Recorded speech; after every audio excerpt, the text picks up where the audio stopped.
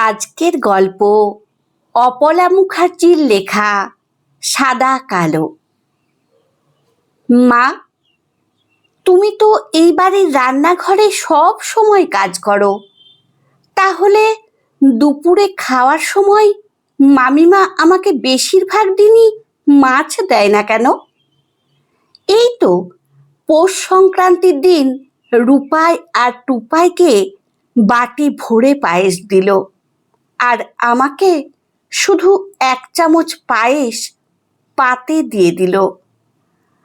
আগে তো মামার বাড়িতে এলে ডিম্মা সামনে বসে থেকে কত কি খাওয়াতো।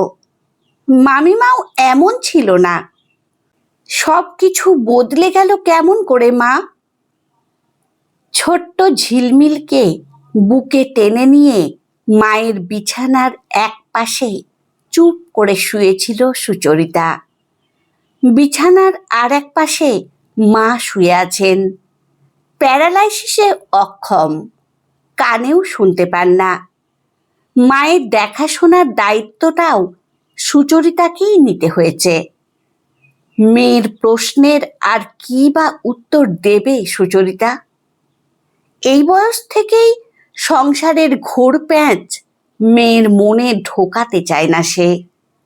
যা কিছু ঝড়ঝাপটা না হয় তার উপর দিয়ে যাক। মাত্র 8 বছর বয়স মেয়েটার, এরই মধ্যে তার মাথার উপর থেকে ছাতা সরে গেছে। সুচরিতার শ্বশুর বাড়িতে নিজের বলতে কেউই ছিল না। অনুপম তার পিসির সংসারেই মানুষ। লেখাপড়ায় খুব ভালো ছিল সে, একটা ভালো চাকরি জোগাড় করতে তাই তাকে বিশেষ বেগ পেতে হয়নি।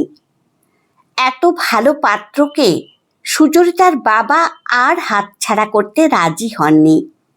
একবার দেখাতেই পাত্রী পছন্দ হয়ে যায় অনুপমের।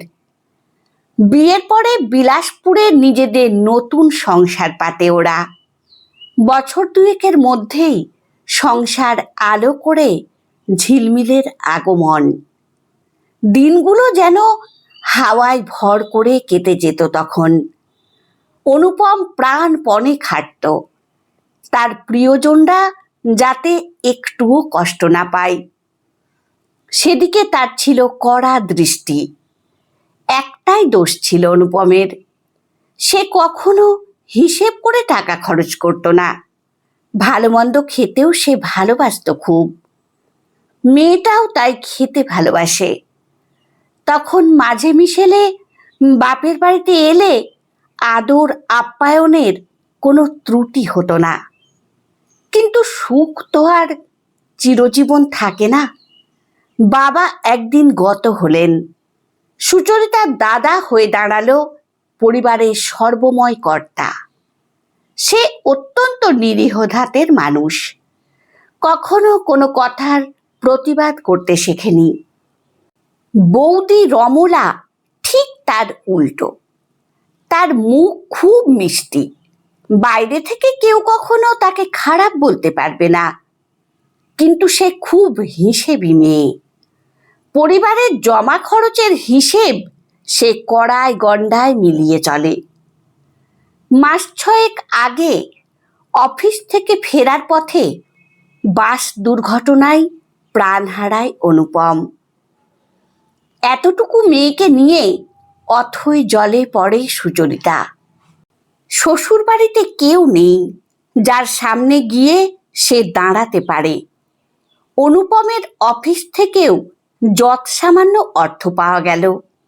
বিদেশ বিভুঁই মেয়েকে নিয়ে দিশেহারা হয়ে গেল সুচরিতা।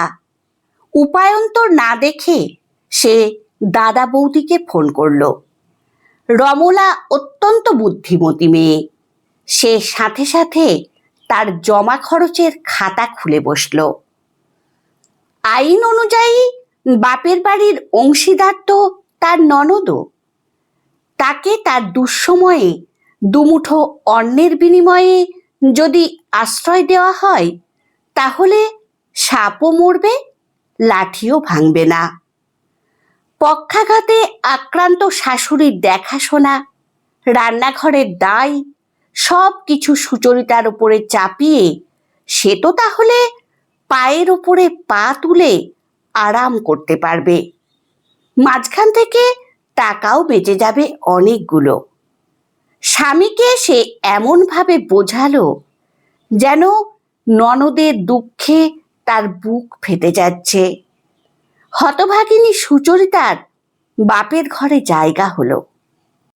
প্রথম কয়েকদিন সহানুভূতি আর আদরেই রমলা সুচরিতা আর ঝিলমিলকে রাখল। তারপরেই তুচ্ছ একটা কারণে রান্নার লোকের সাথে ঝগড়া করে সে তাকে কাজ থেকে ছাড়িয়ে দিল। কর্তব্যের খাতিরেই সুচরিতা নিজে থেকে রান্নাঘরের দায়িত্ব নিজের কাঁধে নিয়ে নিল। এমনই করেই মায়ের দেখাশোনার ভারও একদিন তার ওপরই এসে পড়ল। রমলা কিন্তু একদিনও তার সাথে খারাপ ব্যবহার করেনি। গন্ডগোল শুরু হলো এক রবিবারে। সেদিন অফিস ছুটি। সুচরিতার দাদার সাথেই তার দুই ছেলে আর ঝিলমিল খেতে বসেছে। ছুটির দিন, তাই আজ মাংস রান্না হয়েছে। ছেলে মেয়েদের আনন্দ দেখে কে?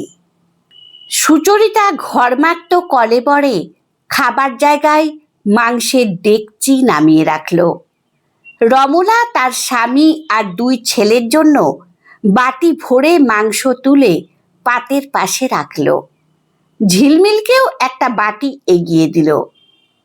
ও মামি, আমার বাটিতে তো মাত্র এক টুকরো মাংস, সবই তো ঝোল আর আলু। আমাকে আর এক টুকরো মাংস দাও না। তুই থাম তো বাপু, পেট রোগা মেয়ে, একটুতেই অসুস্থ হয়ে পড়িস। তোকে আর মাংস খেতে হবে না, যা দিয়েছি ওই দিয়েই মেখে ভাত কটা খেয়ে নে। সুচরিতার দাদা অসহায় গলায় বলে উঠলেন, রুমি, দাও না আর এক টুকরো ওকে, ছেলে মানুষ চাইছে। তুমি তোমার মতো খেয়ে নাও তো, সংসারটা আমি চালাই। কাকে কি দিতে হবে আমি সেটা খুব ভালো জানি। দপ দপ করে পা ফেলে রান্নাঘরের দিকে চলে যায় রমলা। সুচরিতা সেখানে ভয়ে জড়সড় হয়ে দাঁড়িয়েছিল। সুচি, মেয়েটাকে একটু জিভে লাগাম দিতে বল। যেমনই হোক বিয়ে তো দিতে হবে একটা। পরের ঘরে গিয়ে এমন করে চাইলে তারা তো ছি ছি করবে। এতে তো মামা মামির অপমান হবে।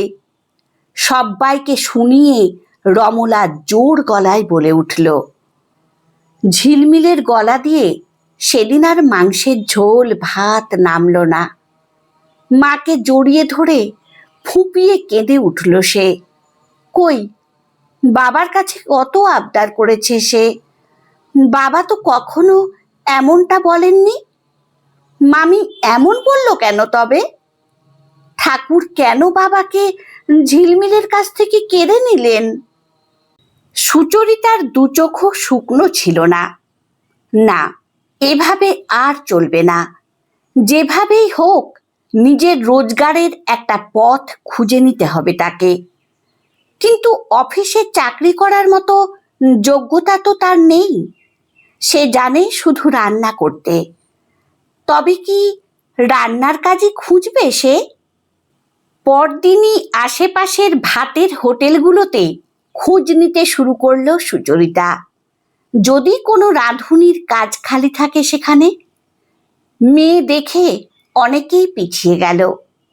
সন্ধ্যার মুখে সে যখন নিরাশ হয়ে বাড়ি ফিরে আসছে, এক পাঞ্জাবি বৃদ্ধ হোটেলের মালিক তখন তাকে কাজ দিতে রাজি হলেন। শর্ত একটাই, ওই বৃদ্ধ মালিকের বাড়িতে থেকে তার এবং তার বৃদ্ধা স্ত্রীর দেখাশোনা তাকেই করতে হবে। এ তো মেঘ না চাইতেই জল। ঈশ্বর তাহলে এখনো অসহায় ভক্তের কথা শোনেন। পরম কৃতজ্ঞতায় বৃদ্ধের পা ছুঁয়ে প্রণাম করে সুচরিতা। বৃদ্ধ দুহাতে তাকে তুলে দাঁড় করিয়ে দেন। বেটি, মেয়ের মতো তোকে ঘরে জায়গা দিলাম। এই বুড়ো মা বাপের কথা কিন্তু ভুলে যাস না। পরদিন ভোরে নিজের ছোট্ট সুটকেস গুছিয়ে মেয়ের হাত ধরে দাদা বৌদিকে প্রণাম করে সুচরিতা। অবাক হয়ে যায় রমলা। কোথায় চললে সাত সকালে সুচি? 7টা বাজে, রান্না চাপাও? আজ থেকে রান্নাটা তুমিই করো বৌদি। তোমাদের এতদিন জ্বালালাম, আজ মুক্তি দিয়ে যাচ্ছি। আমি স্বাধীনভাবে বাঁচার রাস্তা খুঁজে পেয়েছি। যে পথে চললে মেয়ের মুখে দুটো সম্মানের ভাত তুলে দিতে পারবো। তোমরা ভালো থেকো।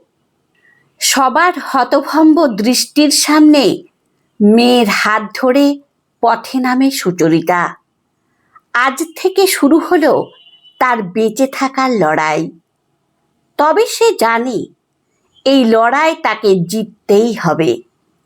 আজকের নতুন সকালের আলোয় তাকে দেখিয়ে দেবে সেই লড়াই জেতার পথ। আমার গল্প পাঠ যদি আপনাদের ভালো লেগে থাকে তাহলে লাইক, কমেন্ট ও শেয়ার করে দেবেন। ধন্যবাদ।